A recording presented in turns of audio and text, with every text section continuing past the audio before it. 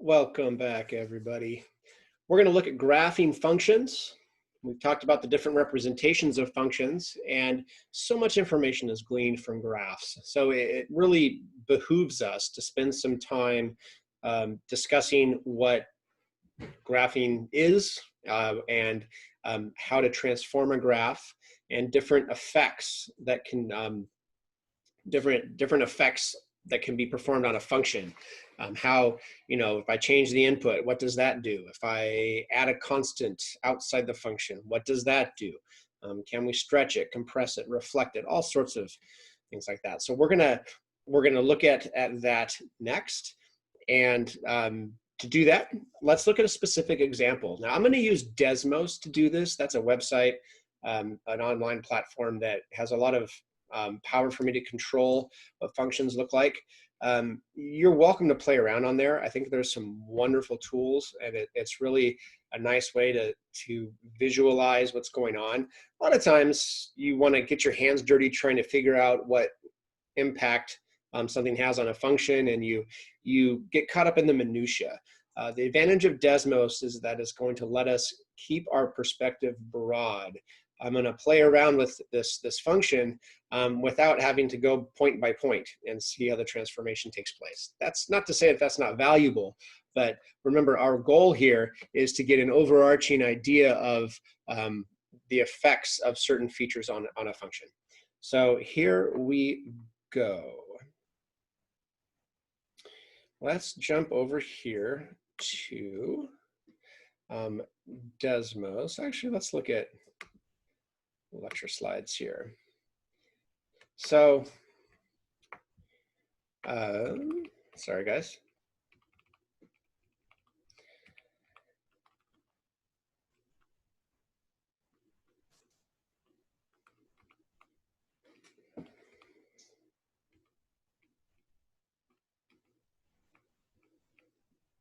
All right.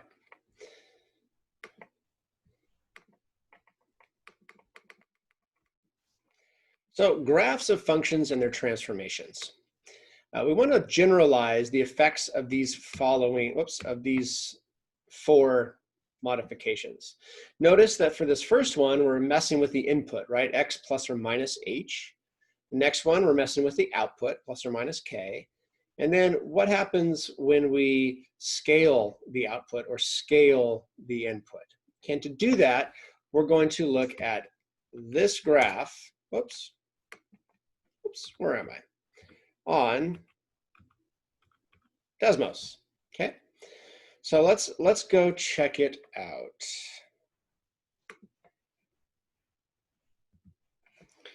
So here I have this graph. And what I'm gonna do is I am going to play around first with the input.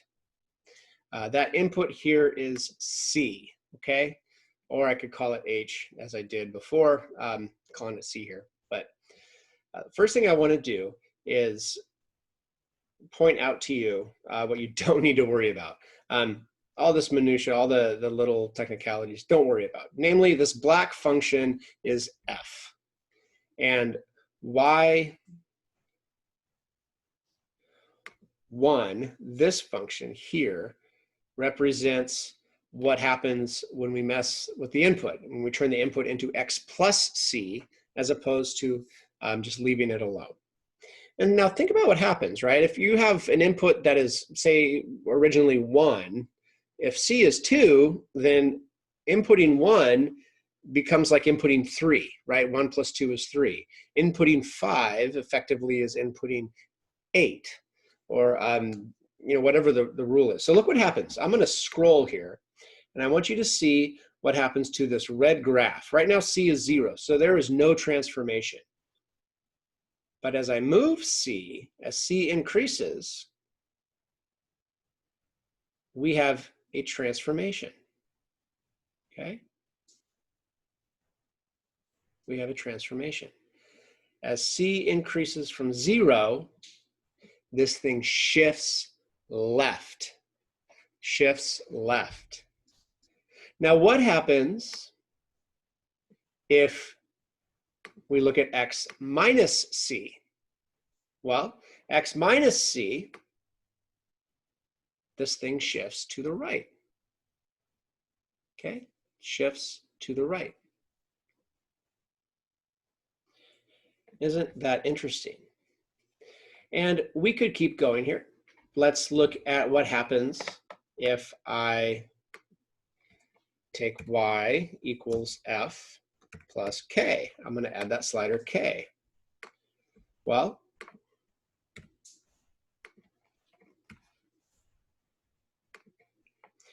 k is 0, get this. And then as I slide, right, as k increases, hey, what do you know? This thing shifts vertically, more specifically up. What happens if I change that to f minus k? Well, now this thing shifts down, okay? So notice that the effects of h, x plus or minus h, shift left and right, and then f plus or minus k shifts up or down, okay? The other thing we can do is mess with the input and output. Let's start by messing with the output. What if I let y equal negative f? Notice that that's just a reflection over the x-axis, okay? What if I let y be, I don't know, let's say b times f, and I'm going to add that slider b. Let b start at 1, whoops, b go from 1 to 10. Well, oh, look at that. So b, when b is between 1 and 10, this thing is being stretched vertically. What if I change that from 0 to 1? Now what happens? Well, between 0 and 1, this thing is compressed, okay? So we have vertical compression and vertical stretch, okay? And then I think I'll leave it to you to think about what happens when you change the input to, say, AX. What happens then?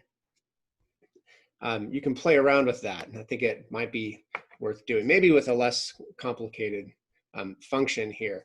But you know, if -1 times f reflects over the y-axis, then think about what's happening with f of negative x, right? What used to be positive x to be inputted is now a negative x. You're reflecting over the y-axis, okay? All right. So what I would encourage you to do now is kind of pause and spend some time going ahead and summarizing your observations. So hopefully you in your notes have listed some of those observations, but you might also then try to summarize them. And I've provided a place for that. So if you want to do that here, okay, you can. So go ahead and pause, and when you come back, we'll talk about these together. But again, go ahead and see if you can put in your own words what these modifications to F actually are for each transformation. Being recorded. Okay, so we have our horizontal shift right. Well, that occurred when we had X plus H. And again, for this, H is greater than 0, K is also greater than 0. I'm sorry, I wrote that backwards. Shifting right, we had F of X minus H. Shifting left, we had F of X plus H. A vertical shift up, well, that was F of X, so we're not messing with the inputs, we're only messing with the outputs, plus K. A shift down is F of X minus K. reflection about the x-axis, right? So in other words, all the positive y values become negative, all the negative y values become positive. That's negative f of x. And then reflection about the y-axis is f of negative x. A vertical stretch. Well, for a vertical stretch, we had a times f of x, where a, at least in absolute value, is greater than 1. And then a compression, where this thing is getting squished, we also have a times f of x, but in this case, absolute value of a is less than 1, right? And then what about the horizontal stretch and horizontal compression? So I was encouraging you to kind of play around with that, even if you did a thought experiment. I'm curious to see what you came up with. So the horizontal stretch, you would have had a situation like this, f of, and then ax, but here, whoops, come back. But here, a would be less than 1 in absolute value. And then the compression, you'd still have f of ax, but in this case, a in absolute value is greater than 1. Okay. So here is a summary of all the transformations. So what this presupposes is that you have knowledge of what the graph of f itself looks like. If you know what f itself looks like, then you can apply these transformations to get an idea of what the result looks like. So what do I mean by that? Let's take a look at this next example. Use transformations to graph y equals -3 square root 5 minus x plus 4. Well, what is our f of x? If I think of this as, I don't know, call it a parent function.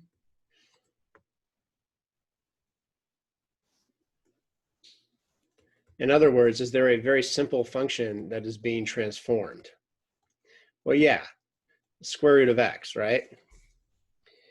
And so, you know, let's take a look at what each of these pieces actually does.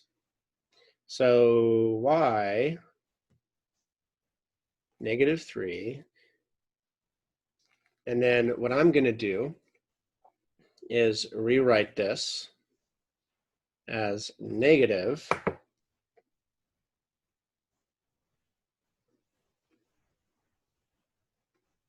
x minus 5 plus 4. So this, let's account for everything here. This negative sign right there, that reflects over the x-axis. The 3, what does that do? Well, that's a vertical stretch. What does this negative do? Well, that is a reflection over, well, we really want to be careful, and it's really because we've shifted, right?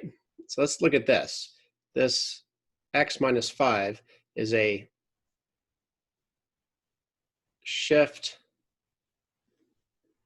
right 5, and this plus 4 is going to be a shift up 4. So I'm gonna take a second and just hold off on this one last negative and see if you can kind of do a thought experiment with that and see what you come up with. So our basic function here, square root of x, is, you know, we can plot that on here.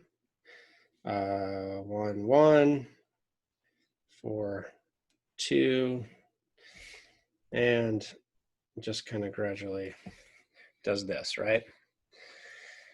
Okay, so let's head over to Desmos to actually see all this in motion. Okay, so here we go. Oh, where's Desmos? Here we are, my friend. So I am going to start by graphing y equals square root of x. Okay. So there's y equals the square root of x. Now, let's build this slowly, okay? Let's start with y equals, and then negative, whoops, come back, y equals negative 3 square root x. And so we can see right here that this negative 3 has reflected and stretched, right? So what used to be 4, 2 is now 4, negative 6, right? 4, 2, 2 times 3 is 6, and we've reflected, so that 6 becomes negative 6, okay? Well, let's build onto this, okay? Let's look at the inside here. Actually, let's look at the outside. We have a plus 4 up there, right? So plus 4. So what we've done now is we've reflected the purple graph over the y-axis, stretched it by a factor of 3, and then moved that all up 4, okay? What needs to happen next is we need to look at what happens when we mess with the inside. So we've got, right, originally we had the form, 5 minus x, I do believe, yes. So 5 minus x. Well, let's see what happened here. It sure looks like this thing got shifted right 5, right? And then reflected in necessary ways. But notice what I also had mentioned. I rewrote this thing, right? Look what happens if I write, whoops, y, not capital y equals negative 3 square root, and then negative x,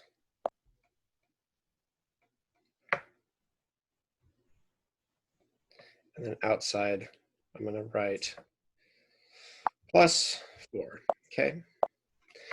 So this red curve, notice there hasn't been a shift yet, right? This red curve is that negative x, okay? And what I'm doing then with the plus 5 is giving it a shift, right? A horizontal shift to the right, okay?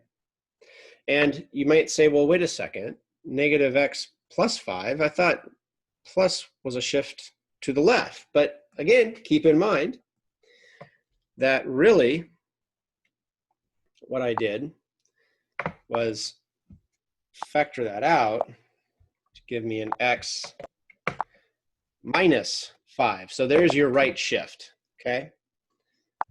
Right, there's your right shift. Okay, so that is our transformed graph right there, okay?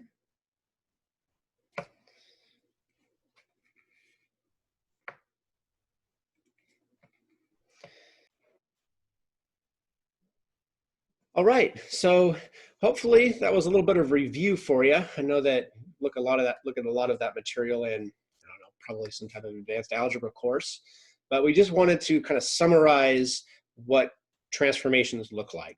And again, to summarize the lecture, we kind of presuppose our knowledge of the graph of f, If we know what the graph of f is, then we can look at just the algebraic manipulation to decide what's happened to that graph and use those to obtain the new graph. Now, I've said presupposing that you know what f looks like. So you may be wondering, well, gosh, what functions should I know just by looking what their graphs look like? Well, at this point, you should know what all linear functions look like. You should know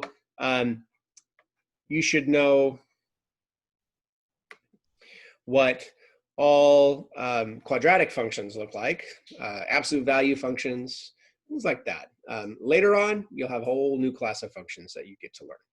So with that, I want to wish you well on working some problems and putting this into practice, and I will see you soon. Happy studies.